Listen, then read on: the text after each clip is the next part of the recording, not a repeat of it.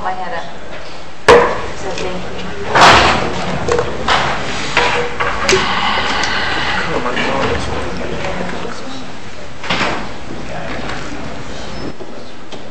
Medication. Took it to the doctor. Muscles of her heart were extremely weak.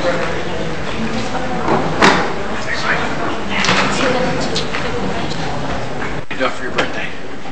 Work. Take the A's off. Work, that's it. Just work. I didn't get home until Work. 1 o'clock Sunday morning. Because I had all the intentions of coming to New York. After you get past 30, you just don't celebrate no more. You're glad to have one. Thanks. Yeah, it's what I'm going to get a grip on the fact that I just turned 44. That's, you know, because I'm still thinking in terms of... That was just first class. That was beyond first class. Yeah. Because I'm doing the same thing I was doing at 26. Got out of law school, went to work, And I'm saying to Patty, at the end of Company Women Awards, I'm sitting between Judy and the vice mayor, and they both crying. Me neither. Yeah, it was. I mean, Judy did a fabulous job. same chair.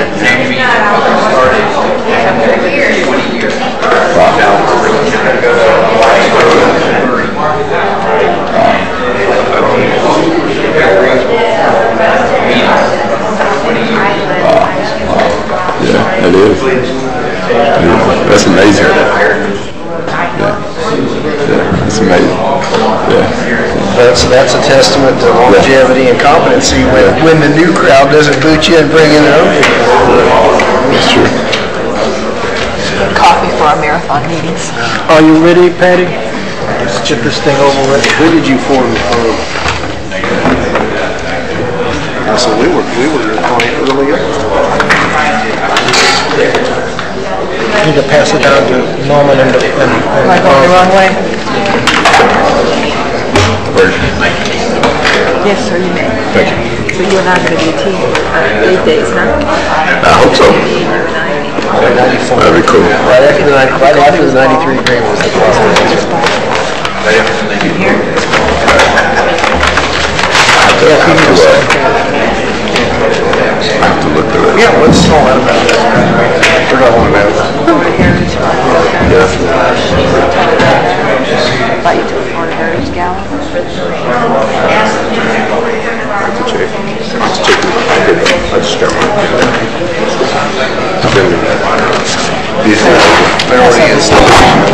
Because we addressed that, didn't we?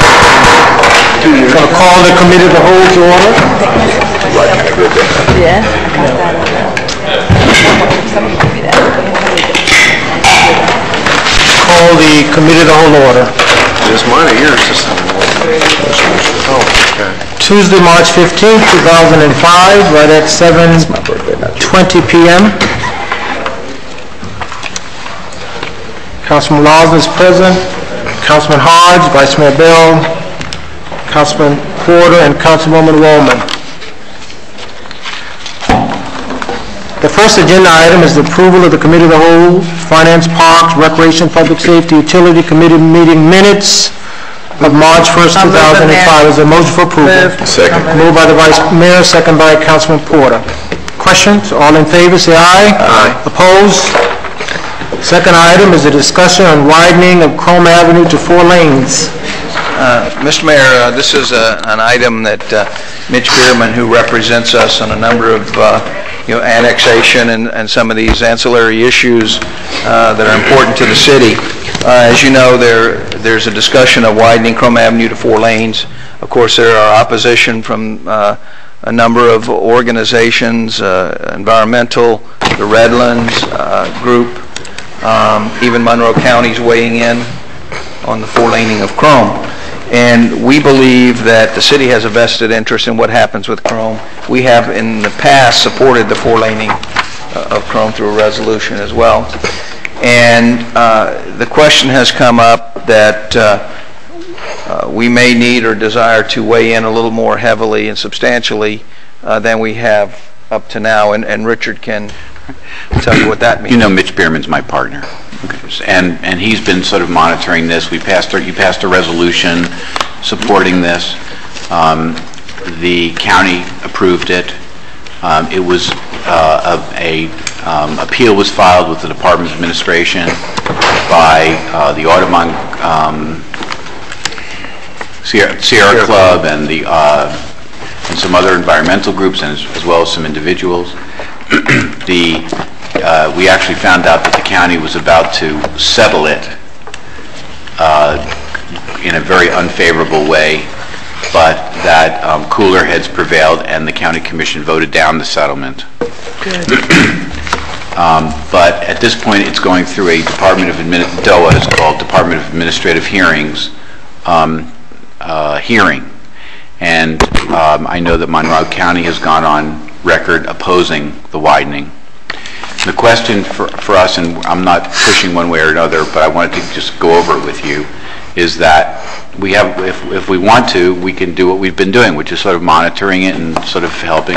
The other thing we could do is seek to intervene in the hearing and actually present the city's position. And it really depends upon, I know that the council feels strongly about it, but whether, there would be an expenditure of money and we would be involved in an adversary proceeding. I was just mentioning to Kurt that as soon as I say this, I know something about it, but I can't remember the last time we got sued. I can't remember the last time we were in litigation on anything other than a personal injury kind of thing, which I think is great. Fabulous. So, but here we are, and I believe that we've really cut down litigation costs for the city in terms of these. We have the big, the Collections USA case, which I know you know about.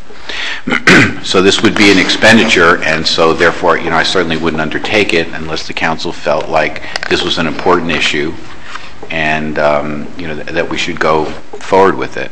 As you know, with litigation, there's no telling how much time it will take, and you're either in it or not in it. We try to watch the time that we spend, but I really didn't know how strongly you felt about it. I will tell you this, is that based upon the information that we have from the county, they feel like they're going to win it based upon they feel very comfortable that they're going to win it based upon a legal issue, which is there.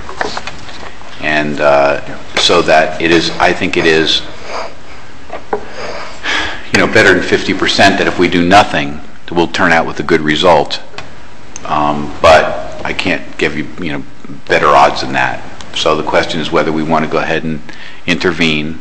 It's probably a $10,000 or $15,000 item. I asked Mitch, and he said it would probably be, 75 hours, 100, someplace in there, and so that's why we placed it on the agenda. Is this agency the final determinant? No, it's a Department of Administrative hearing. If they're not happy with that, they can go to court. But we could, we can cut it off anytime we like. My concern is this the appropriate time to intervene? Should we wait? This is the right time to intervene. This is the right time. We've been, at this point, just sort of been spending a little bit of time on it, just sort of, watching it and stuff. But if we want to intervene, and again, the city's position would be this is a safety issue for us. It's not a development issue for us. And so that's why it's... Vice Mayor? Thank you, Mayor. The first thing that I thought of when you started talking about it was what's the price of human lives? And I know of many people who have lost family members on Chrome, and I know of one very, very specifically, a beautiful young teenage girl named Tiffany, who was killed quite a few years ago. She went to South State High School, and she was my neighbor's daughter. And she was killed in a head-on collision on Chrome. So I just don't know how you can put a value on lives. I think it's absurd that, I think the resistance is absurd, and I'm going to stop there before I say something about the groups that are fighting it. So the resistance is absurd, and I would support it heartily. Thank you. Thank you, Mr. Porter. You said that the Audubon Society and Sierra Club. Sierra Club, but what's their legal argument? Is it wetland oriented? It's environmentally, it's anti-development oriented. No, but the widening of Chrome Avenue, does it encroach upon any sort of sensitive areas? So they're just a no-growth argument? Yeah, I think that it's, I'm sure that they have lots of arguments, but my understanding is that it's basically more roads, easier to be developed. It's a no growth or low growth type of an argument. Well, the argument that, I know the mayor just appointed myself and Julio to a Citizens Advisory Board, and part of the discussion that came up last night is the fact that no matter how you have to get out of South Dade or the Keys, you've got US 1, the Turnpike, and Chrome. Those are your only 3 roads that go all the way through the county. So to take a position that there shouldn't be improvements to any of those 3 arterials is really, it is a health and safety issue. We talked about at a previous council meeting the fact that all the effort that's being done on the Turnpike that has no improvement. It has no improvement to flow of traffic. Puts in guardrails, but it increases no flow. The improvements that they did to US 1 south of Cutler Ridge did no increased value to the flow of traffic. Put in curbs and trees and all sorts of things, but it did not increase the ability for traffic to flow better. So, from the point the Vice Mayor made, this is not, this is a health and safety issue. Evacuation is always going to be a problem in this community. What do you do in the case of a rapid evacuation? I don't know. You go on the Turnpike and park, or you park on US 1, or you park on Chrome. So, I mean, there's clearly a lot of legal reasons why you should take a look at. But there certainly can't be much of an argument for the no growth, because as we said here in debate, any issue, you're going to have a hard time stopping growth. They haven't stopped it in the Keys. They certainly haven't stopped it in the Keys. So, whatever the will of the council, but at some point in time, we've got to stand up and say, look, if we have to get out of here, unless you send helicopters for all of us, you've got to help us with the roads. That's right. So that's the position that we've taken in the resolution that we passed, but the question is whether we want to do another step and intervene in the litigation and actually become a participant, because at this point we've just had a sort of supportive role to the position. Well, how does it impact Monroe County? Exactly. Anti-growth. Exactly. People coming down, anti-growth, this and that, as what I assume, but I don't know. If you're coming up, it's evacuation. If you're going down, it's anti-growth. I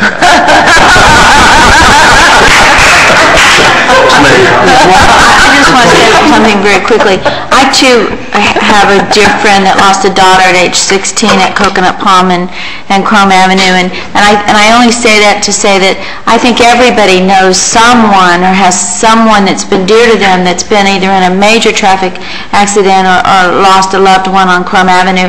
I remember as a tiny little girl, nothing's changed on Chrome Avenue. Nothing has changed. I mean, I remember years and years and years ago in the early 60s when we had Hurricane Donna here in 1960. Really and truly there are only 3 ways out of this community. And I think it's about time that we stop being so complacent and we take a stand on this and we put our money where our mouth is and we step forward and we say we want to see a change.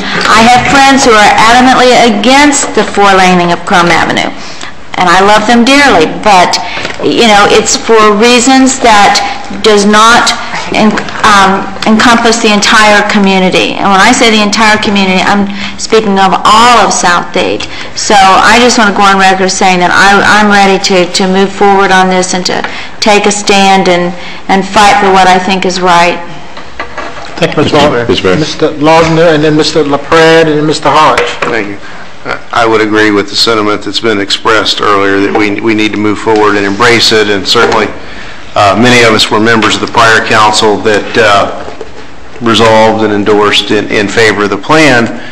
We want to be real careful, we were last time, that we were not endorsing the portion of the plan that removed parking on a portion of the east side of Chrome Avenue within the city limits. And I just want to throw that out there, that we want to be very careful that we are preserving and reserving our opposition to that element of of the plan, but I guess we'll go back to the word concept. Clearly, the concept of 4-laning north of 296th and then from Lucy Street southward is certainly what this council signed off on probably 3 years ago, and I'm ready to back that up as well. Thank you. Good. Parking on either side, because I might just swap it for you. Any parking. Just to touch on the Monroe County discussion, when staff presented the current land use changes to the Southwood Regional Planning Council, which include the Southwest Master Plan designation and all those other items, there was a request, and to say request, it was more of a recommendation when it was made in the request form, that all of our current changes and future changes be submitted to the Monroe County EOC for their review and comment. So that tells you where they're going. They want to look at everything we're doing to see how it will inhibit their evacuation possibilities, which would be funny that they would object to this because the 4-laning of Chrome would actually help and improve the evacuation quality. That's my comment. Of course. Do we have similar opportunity to review there? We haven't requested. I guess I should have done a tit for tat there at the meeting, but I was lucky to get out of my skin, so I didn't do that. Thank you. Mr. Hodge? Yes, Mr. Mayor, I just want to say that I do support us moving forward, and because it is a safety issue, and I was just actually latter part of last week I was coming down Chrome Avenue and I saw, I think it was like 6 or 7 of the drive safely signs in one spot. I mean, it was literally right there in the same spot, and I looked over and turned to my wife and I said, it really just don't make any sense. And if, we have an opportunity to have our say in it, and I think we should, because it's just something that needs to be fixed, and if we have to put up, some money to support it and fix it, then I would say do that. And even, Richard has said that even if we don't do anything, our odds are a little bit better than 50% of it happening. But I think, we should give that much more support just to make sure that it does happen. Mayor, would you like a motion? Is that motion? I'll move it. Moved by the Vice Mayor, is there a second? Second. Second by Mr. Hodge. Any further discussion? All in favor say aye. Aye. Opposed? So we'll keep you up to date, and at appropriate time, maybe we'll have an executive session so Mitch can go through the details. Item 3 is the Southwest Master Plan and Resolution. No more discussion. I'll move it. Move by Mr. Porter, second by Ms. Walton. And I'll vote on it with those changes I recommended. Any comments? If not, all in favor say aye. Aye. Opposed? Aye. Item 4 is the addendum to T-Mobile lease agreement and resolution. Yes, Mr. Mayor and Council, it's staff recommendation that the city adopt the attached addendum to the T-Mobile lease agreement. Back in 2003, we signed an agreement with T-Mobile on the location of a cell tower adjacent to or near to our Lucy substation on that property that's currently the tree farming, or at least a portion of that property. In doing that, the city, citing that, the city really made a mistake in the sense that they cited that and it was too close to where adjacent development would occur, so that there's a setback needed for the poles for the antenna that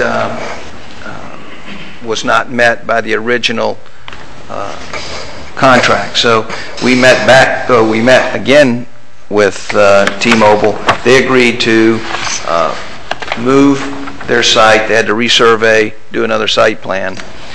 During that time, we allowed them to have a temporary cell site at that location free of charge, since they are paying to re-site everything. We are ready at the end of this month to begin charging and moving forward with the construction on the new site. I'll move this, Mayor. Moved by Councilwoman Williams, a second? Second. Second by the Vice Mayor. Any discussion? Any discussion? All in favor say aye. Aye. Opposed? Release of units of title to 1031, 1039, and 1047 Northwest 9th Court. Yes, Mayor. The next two items are dealing with unity of title, and we're going to let Development Services make the explanation on this. Good evening, Mayor and Council. I'm going to talk about the first one, you say 10, 31, 39, and 47. I could read this entire 2 pages to you, but it boils down to looking at the third paragraph in the background. We have a situation where a unity of title was required by an ordinance passed by the council in 94, pulling three parcels together to create enough space to have what the owner wanted as far as the number of units on the site. Recently, she sold off the 2 outboard properties, and the person who bought those 2 properties came in and asked to do a building permit. When we started to look through the research to see that zoning would allow, we realized that this was a property that was originally pulled together with the unity of title. So we asked the city attorneys to look at it, and they were able to verify that the ordinance requiring the unity of title was recorded, but the unity of title was not. They further advised that the unity of title condition could be enforced anyway, and a building permit could be withheld on that basis because the ordinance was recorded. Alternately, they advised that the city council has the authority to amend the ordinance to release the unity of title condition. This would allow the issuance of the building permits. Subsequently to going through this discussion, we found the present owner in the middle was cited by code enforcement for not having a business license. When they came in to apply for a business license, obviously we looked at the same thing, and they don't have the space for it, etc. They had not complied with the original order, and therefore we did not give them the extension for the business license, and this item itself is specifically being separately followed by code enforcement. Since buying the 2 outboard properties, the owner who bought those has cleaned them up and is concerned that he needs to move forward with his project one way or the other. So again, in talking to the city attorneys, I was concerned of giving somebody a permit to build something, even though the last one was just a series of block walls and the 2 outboard parcels, which automatically would make the person in the middle even more illegal, if that's possible, as far as not having the thing together. So we talked to the city attorney, and he came up with a little caveat that we could issue that permit, which basically says that you're subject to revoking the CO, etc., which obviously the person trying to build the 2 properties said, that's really not doing me much good. So based on all of that, it was staff's opinion that the original other option that the city attorneys provided was to dissolute, to take apart the original application of 3 being together and allow the 2 on the outside to be free and clear, to be buildable, etc. This would leave the owner in the middle, unfortunately still illegal, and that would be a different animal than the unity, because you would let go of the unity and they'd just be followed on for whatever other implications they have as far as code enforcement goes. So you're actually going to be separating the 2 to allow something to continue. The reason we brought it forward is simply the fact I mentioned earlier. I didn't know whether to go left or to go to right. Either way I do it, something is going to be slightly out of kilter. By bringing it this way, if you go with the recommendation that we propose, the 2 on the outside can continue. The one in the middle, who basically created the problem, is the person that has to follow on with whatever happens with code enforcement. I realize it's a long, circuitous route, but that's... I'll move it. I'll second. Moved by the Vice Mayor, second by Councilwoman Roman. Question, anyone? Mr. Losner? Mr. Chandra, I want to thank you, Mayor. I want to be real careful, though, that clearly that whatever we're doing here is conditioned upon the construction of those 2 lots that are being released of single family. Certainly nothing less than that, because weren't there approvals for an apartment at least on one of those? So if we're only releasing the unity of title, we aren't saying you can't build an apartment on one of them. Under existing land use, there's not enough property there to build more than 1 unit. And we actually have drawings in the building department for a single unit at each of those two lots. Okay, but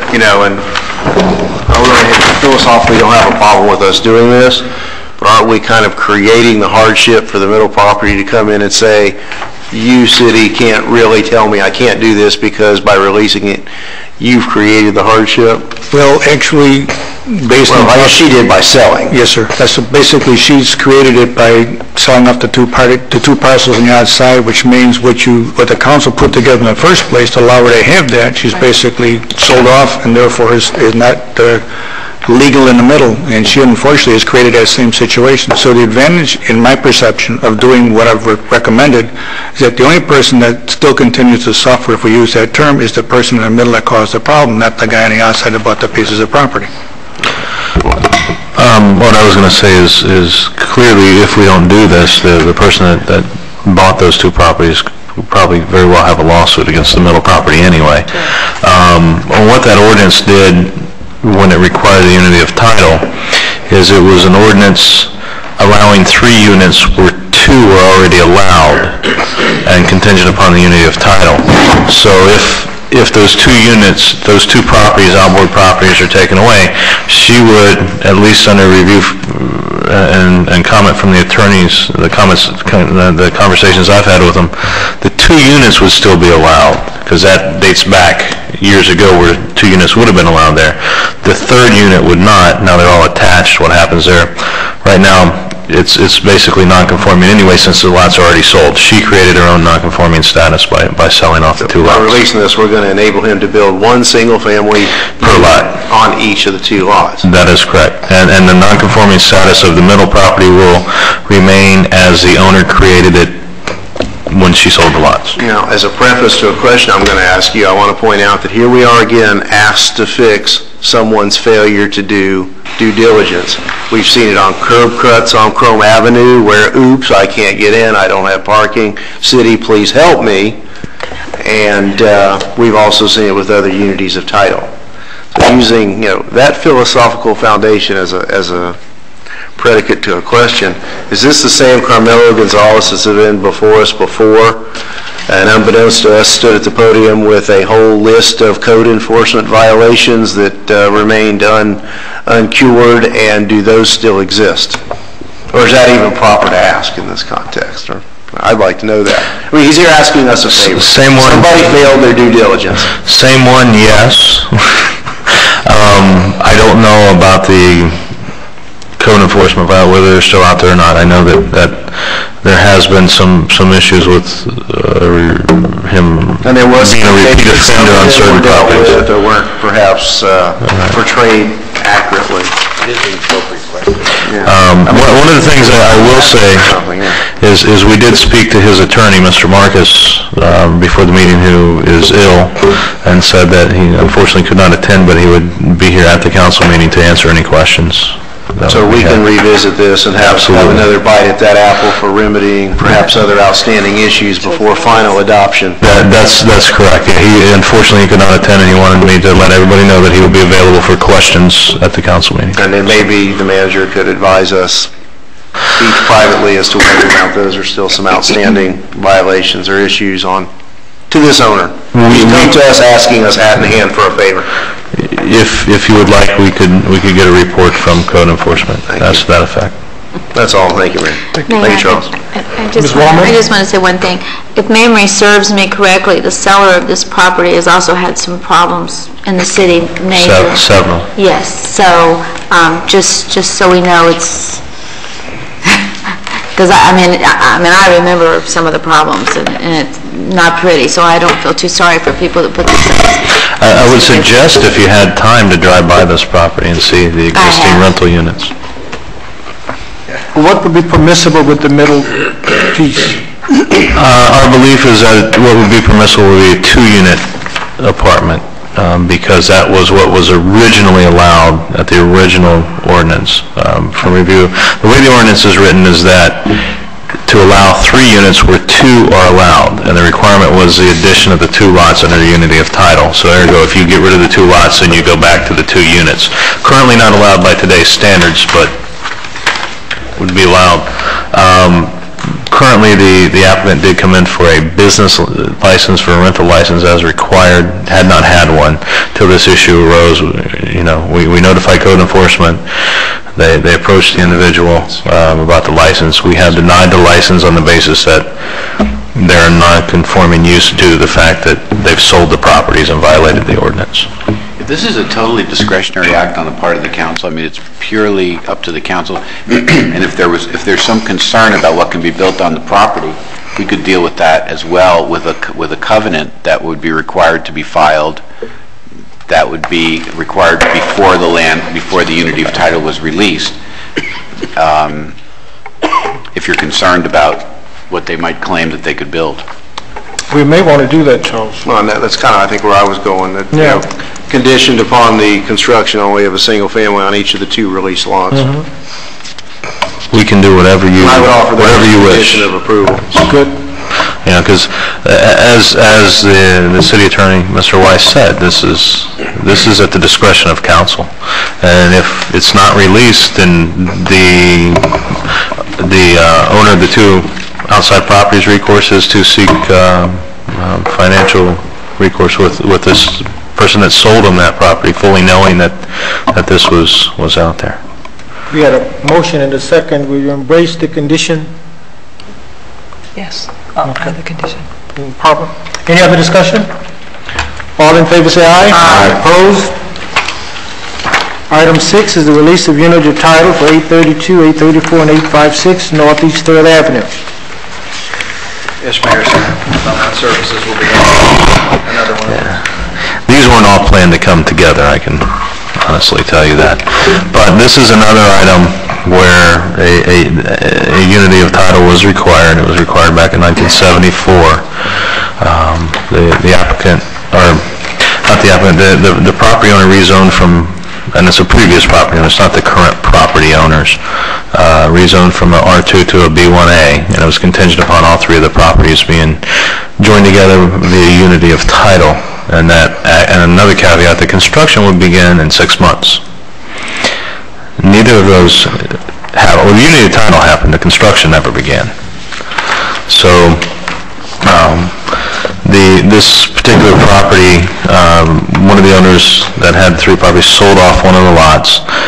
We don't really know how this got through with title searches and things like that, because this unity of title is actually recorded and is findable. The property that was sold, you have 3 lots there, 2 vacant. One has a home that was built in 1935 that is shown on Dade County tax rolls as a single-family home. Upon inspection of that property, it is a duplex. So one of the things we want to put the owner of that one particular property on notice is that they need to come in and apply for a rental license to that property. The land use on this property is like commercial.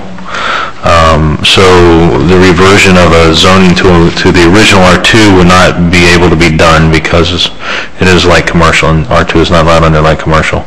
We have no issue with releasing the unity of title. These lots are 7,100 square feet apiece. For commercial lots, they're decent size. It is in the CRA area. We did meet with I met with the CRA director on this particular parcel, and his suggestion was that we look at maybe keeping the northern 2 lots, which are owned by the person that sold off the other one, keeping those under a unity of title, and just releasing the one that the person that bought it, unbeknownst to them, that there was a unity of title in place. So we really wouldn't be rewarding the person that sold off that one lot. We'd only be rewarding the person that bought it unknowingly and their title company did not pick it up. Any questions from council? Do you have a motion? I'll make a motion, Mayor. Motion by Councilwoman Roman. Second. Second by Councilman Hodge. So we're only releasing 832 Northeast 3rd. That is correct. Okay.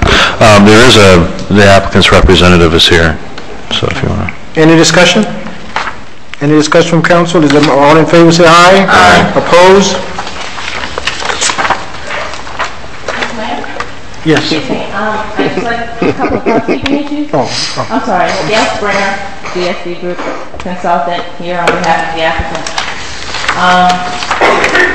In the background and the recommendations, it says R2 to B1, it's actually B1A. And the addresses are incorrect according to the tax roll. The addresses you show are 832, 34, and 56, when in reality they are 820, 836, and 854. I saw that. Yeah, I saw that. So if you're going to prepare a resolution, I think that we need to Make sure that... make sure the addresses are correct. And I have a question. Basically, if we're releasing a unity of title as recommended by the staff, and maybe this is a legal question for the city attorney, we have a recorded unity of title on 3 lots. You're going to release 1, which leaves 2 lots. How do we do that as far as, do we have to record another unity of title for the lots that are not being released? Or how does that work? And why would we not release all 3 lots? There are no lot restrictions or lot size requirements on a commercial B1A. Why couldn't we just have them all 3 separated?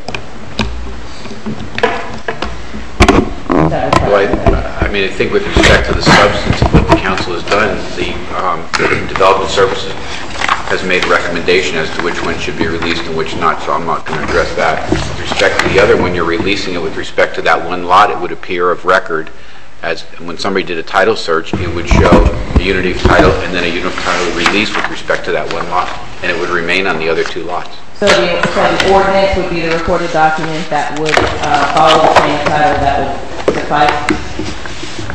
And Mr. Mayor, would the City Council entertain releasing all 3?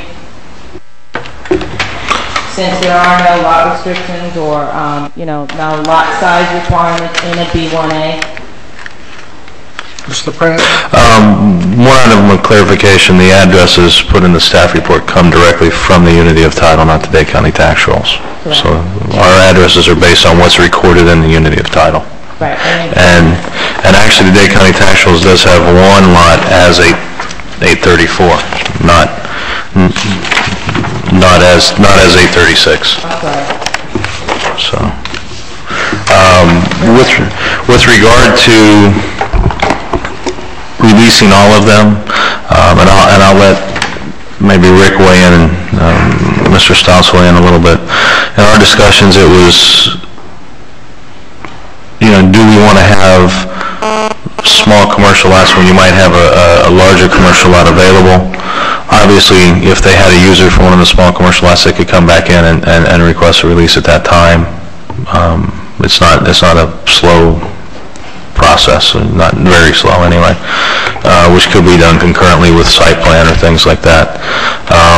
The issue is rewarding somebody that knowingly sold off a property in violation of a council order. That's one of the issues that we have. It's up to council. To me, it doesn't really matter. Mr. Mayor. I don't know if Rick, if you wanted to. I'm not sure if the particular property owner at this time knew that there was unity of title on the property, and certainly when it didn't come up at closing with the title search, I don't know that they were really trying to deceive anybody, to be honest with you. I mean, I think the title company probably has some kind of, somebody has some interest here. I have a question there. How you got through, to be honest with you. I have a question. Ms. Roman? Mayor, I noticed that this was done at Greater Miami Title, Inc., correct? Ron Smith? I don't believe that happened. No, not the transfer of land didn't happen at Greater Miami Title. I don't believe so. The deed. No, there is an earlier deed prepared by them in the package that we have. Yeah, and they're no longer in business, to my knowledge. Yeah, they are. They still They're are? still in business? Oh, they're at Community Bank?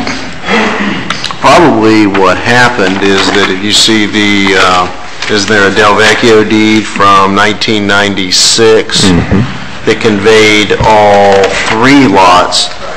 If that base of title omitted reference to the required unity of title, then nobody else probably would have ever picked that up. If the title policy was incorrectly issued from the 1996 transaction. I could see how that happened to these, there could be an innocent purchaser in 03 under the couple of the other 3 deeds, 4 deeds that we see here. Well, that's what I was getting at, Mr. Rosner. I mean, I just don't think that we should punish someone for this. And to me, that's not our job, and I don't think that we should do that. I mean, I personally think that we should go ahead and release these. And if that's the reason, because they did it without knowing, I just don't see how we could do that. to this gentleman. If I might, I just, to draw reference to that warranty deed, which is when I believe the person that owns those 2 lots purchases property, am I correct? That comes from their closing? The current owner of the 2 lots bought it in 96? That was, right. If you look down at the 2 paragraphs above, in witness whereof, it says subject to taxes for the year of 1996 and subsequent years, zoning ordinances, restrictions, easements, and limitations of record. So I think that does make reference to it. And I'll say that. Sure. I don't have an issue with it. I really don't. I just, This is an easier call than the last one. Yeah, when somebody's sitting there across the table and somebody says everything's fine, you've had a tendency to believe that everything's fine. And I know when you have to go back and cure title, that costs a lot of money for a person to have to go back through all that process. And not only that, to make them go back through the process of coming before us for every single lot to change, that's also a lot of money with site plans and fees. So with all due respect, I think that we should go ahead and do this. We've lost our counsel, so. Vice Mayor? Would that be the recommendation from our planning department? I don't have any issue with it. You have no issue with that?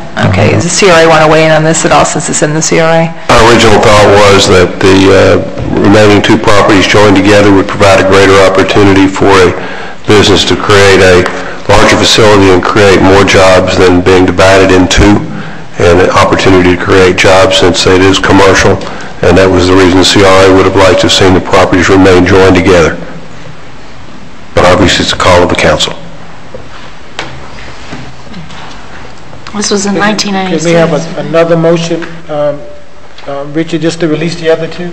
Yes. Is there a motion? I'll make a motion that we release all 3 lots. Moved by Ms. Rowland, is there a second? I'll second it with a Second, question. Vice Mayor Bell. Vice Mayor? What effect does this have on the current owners of the property? Is there one owner on one parcel and one owner on the other 2? Mr. Mayor, so there is one owner on 2 pieces. Right. And one owner on 1 piece. Okay. Separate owner. All right, that's clear. Thank you. Any further discussion?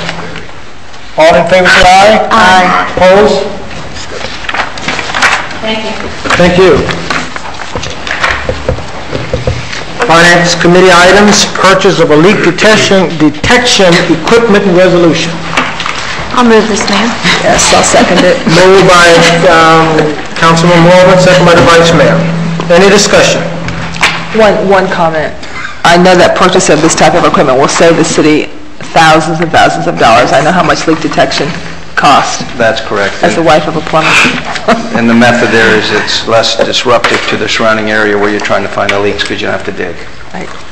It's a good thing. Yes. No further discussion. All in favor of the motion, say aye. Aye. Opposed? Steel storage buildings and resolution. Mr. Mayor, before I start, I would give a little bit to see if there's going to be an amen yet. But I think that it's staff's recommendation to authorize the purchase and installation of this building. The one we have now is been there a while. It's really out of it's in disrepair, and looking at it was not worth the reconstruction or repair of it. I'll move it, Mayor. Moved by Ms. Roberts, a second? I'll second. Second with the question. Let me ask, is this a budgeted item? Is it in the existing budget? Yes, this is part of our budgeted items for the half-penny sales tax. Now, how do you relate this to the transportation funds? I mean, that's kind of stretching it. Wouldn't you say building a building and using transportation funds? Yeah, this building will be used specifically to house all the new roadway equipment that we got under the half-penny sales tax. So it's to basically prolong the life of the equipment by keeping it secure. To work on the roads. Okay, Mr. Shahada? Mr. Mayor, council members, actually, buildings, housing equipment are some of the things specified under the half a penny sales tax you could spend the money on. And like Julio said, we spend very serious money in the past. The first year actually buying equipment to be able to do the work, and they want to house it in a proper location to, to give it a long life. Did you run it by Mr. Porter? Mr. Porter, on the infrastructure? I'll go ahead and support it. I just had a concern about using transportation money bill to building, but you said it's allowed under the... This has been in our plans for 2 years now. Since the beginning of the half penny sales tax, we put it as part of our long-term plan to have this building. Looking forward to when we get the equipment that we would need this building. Okay. Any other discussion, Vice Mayor? Yeah, I would commend you for using the steel buildings, and I know that this is the wave of the economic future, as the construction costs are just a fraction of what it would cost to build this from the ground up from CBS block. I mean, churches are going to these steel buildings. I mean, many people are going to these buildings, and I would commend you. And this is a complete project here for this price, so I would commend you for this. Any other discussion? All in favor say aye. Aye. Opposed? Trenwood Trench for Ivy Substation and Resolution. Mr. Mayor and Council, it is staff's recommendation that the City Council authorize a contract for services with MGI Morgan Incorporated. Improvements, this is relating to improvements to the Ivy substation. Many of the wiring have to be replaced and removed, and this is a trenching system in which the wiring is placed into the trenching system to protect it and for ease of further maintenance of it as well. Is there a motion for approval? I'll move it, Mayor. Moved by the Vice Mayor, second by Second. Councilman Losner. Question? All in favor say aye. Aye. Opposed? Interesting name, Ivy. Parks and Rec item, Councilman Roman. Yes, thank you, Mayor. As you all know, we had Glading Jackson develop our Parks Master Plan back last year, and part of that vision was to expand Losner Park to make it into what we want to call a town square. And in order to do that, I would like for council to support that we enter into an agreement with Glading Jackson for a Losner Park master plan. And this would cost $34,500, and we would pay for it would have it between CRA and Parks and Recs. Any questions? I'll move it, Mayor. Second. Judy. Thank you. Second by Norman? By Norman? Okay, all in favor? Aye. Aye. Any opposed? Okay, motion passed. The next one, Mayor, is what does it say on the agenda? It's for the agreements. As you all know, we've worked on these agreements for a long time. And right now we have ready, we have the Homestead Little League, we have Homestead Youth Baseball, we have Homestead United Youth Soccer, and Dick Conley Memorial Youth Football League. The only one that we're missing is AYSO, but I understand that we have a meeting with John Moss and Terry Dawkins next week. Yes, next week we have a meeting with them. But at this time I'd like to ask that we approve the contract. As you can see on the orange form that you were passed tonight, you can see that we spent quite a bit of time over the last year putting in the requirements of security background checks.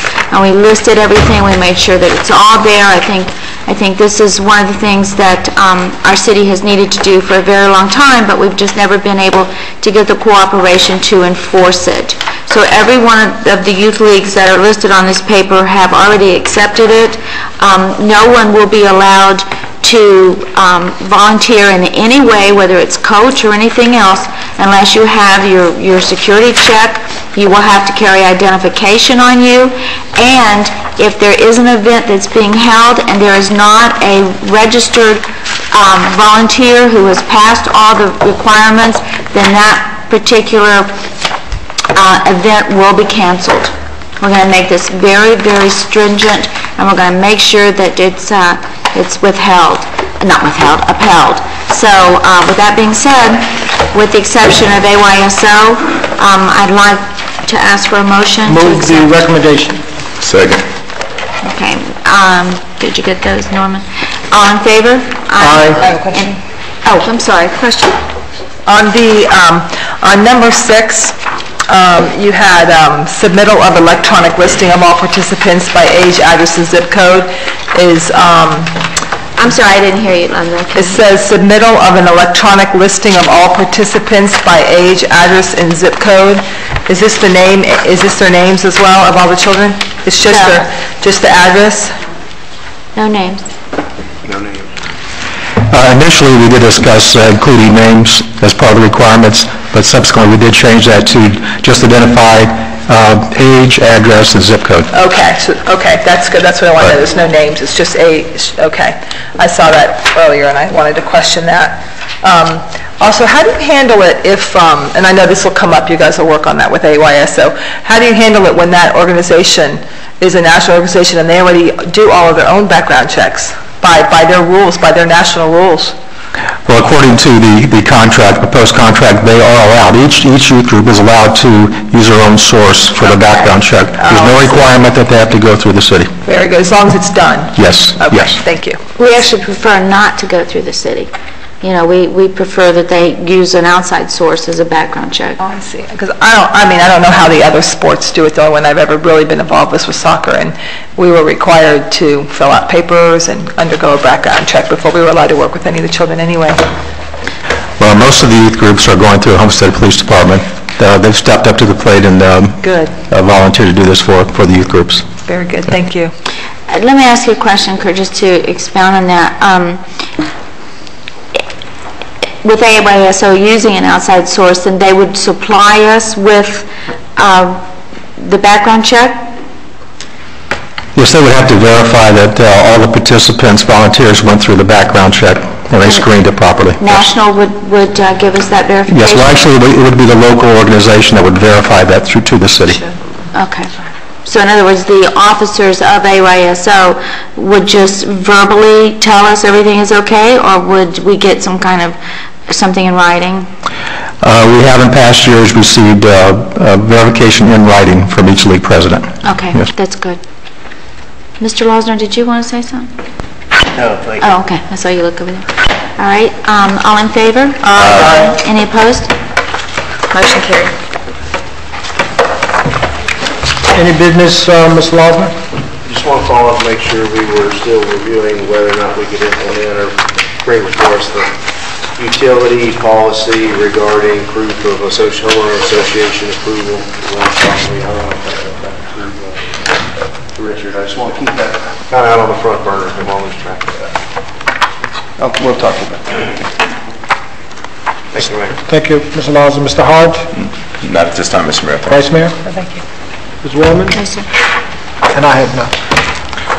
Any comments from the audience? Any comments, any issues for the committee of the whole? If not, thank you all very much for coming.